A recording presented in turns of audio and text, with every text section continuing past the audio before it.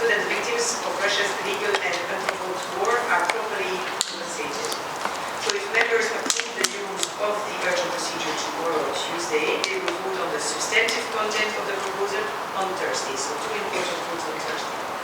And note that in an additional debate with Commissioner Mikelev on Wednesday, members will address the need to avoid normalizing relations with Russia in the context of international sports and cultural events. Maybe even another important file in the EU front. Yes, good afternoon. That would be the final vote on Parliament and Council's agreement, provisional agreement on a renewed generalized scheme of preferences, which means that the current scheme that expires at the end of 2027 would be prolonged for 10 years. And it gives basically developing countries and the most or the least developed countries the possibility to have 0% of tariffs when they are importing in the European Union. So this is a provisional agreement that was reached at the Council already in December, and that will be voted tomorrow. There are two votes. One is a procedural motion that was introduced to open up the possibility to vote on amendments to this agreement. And as soon as this happens, then we will have a vote. Thank you, Nathan. Thanks for the session. Thanks. There have been three formal items based on the general theme of EU values. First of all, defining what rape is in criminal cases.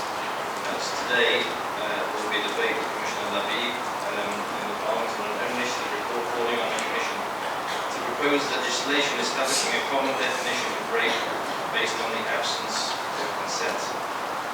The report prepared by the Civil Liberties and Women's Rights Committees builds on Parliament's long-standing position that the absence of consent should be the basis for legal definitions and court proceedings.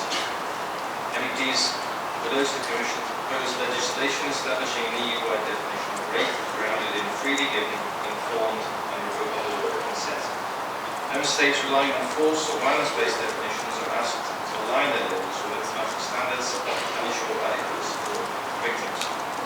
The report stresses that consent-based legislation is in line with the 2023 Istanbul Convention and improves reporting, conviction and recovery rates, and should complement the 2024 EU Directive on combating violence against women and domestic violence. There will be a press conference tomorrow at 5 o'clock in this room. Two other reports from the Civil Liberties and Affairs Committees. One on the assessment of fundamental rights and the other on the rule of law in the EU. There will be a debate tomorrow afternoon with Commissioner Aprila on the report assessing the state of fundamental rights in the European Union, which will be put to a vote on Wednesday. It reviews the implementation of the EU Charter of Fundamental Rights and respect for the values upheld by the European Union in 2024 and 2025, highlighting in particular democracy, equality and civic space around the threat. And then there's a separate text concerning the Commission's report on the rule of law and recent developments, which will also be put to the vote on Wednesday, and raises serious concerns about judicial independence, corruption, press freedom and pluralism, as well as the safety of journalists. There will be press conferences on both of those tomorrow at 3:30 on the rule of law and Wednesday at 10:30 in the morning on fundamental rights. And then on cyberbullying and online harassment, following up from the emotional intervention by Irish campaigner and brother Jeffrey Cox last session on the occasion of International Women's Day, MEPs will hear from the Commission this week on its new cyberbullying action plan, which they'll lay out on Wednesday. They are expected to call for cyberbullying to be made a criminal offence, increase platform responsibility, and for new measures to address legal loopholes. MEPs will adopt a resolution on Thursday. And then finally, our values also extend to the treatment of domestic animals. MEPs therefore are set to approve the first ever EU standards for the breeding, housing, traceability, import and handling of cats and dogs. This is a final vote on new legislation which was agreed between the Council and the Parliament last November. The vote will take place tomorrow. So we take questions. Maybe I want to conclude with a final mention. Il y a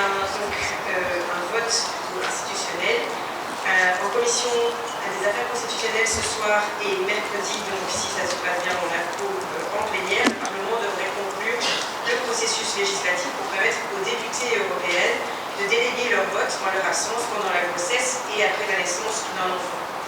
La réforme vise à aligner les règles de vote parlementaire avec la nécessité pour les députés d'exercer leur mandat tout en tenant compte des réalités en matière de santé et de soins. Donc un débat, un tour des orateurs aura lieu mercredi avant les votes et ensuite le vote si évidemment tout ça est finalisé aujourd'hui en commission des affaires constitutionnelles. And now maybe we have time for questions before we go to the plenary. Any journalists in the room or online?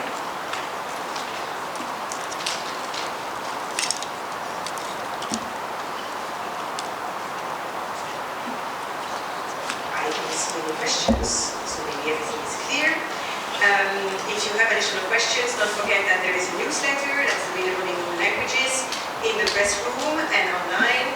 That gives you an overview of all the other topics of the plenary, and you can always also contact press officers if you have additional questions, and come to us if any doubts.